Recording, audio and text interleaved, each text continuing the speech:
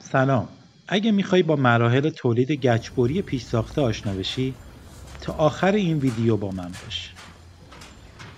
بریم تو کارگاه و یک قطعه گچبری تولید کنیم. از داخل قفسه قالب انتخاب میکنیم و میذاریمش روی میز کار و میریم برای درست کردن گچمون.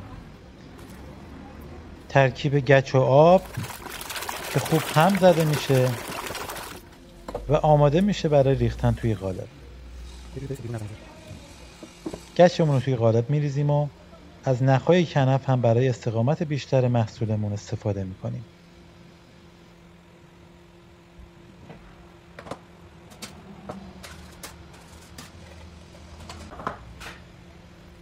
یه شیشه پشت قالبمون قرار میدیم تا پشت قطعات گچبریمون صاف و یک دست بشه و به مدت 1 ربع اجازه میدیم تا گچ ما خودشو بگیره و بعد از قالب خارج میکنیم. این هم خروجی کار ماست. ممنون که تا آخر ویدیو همراه من بودید.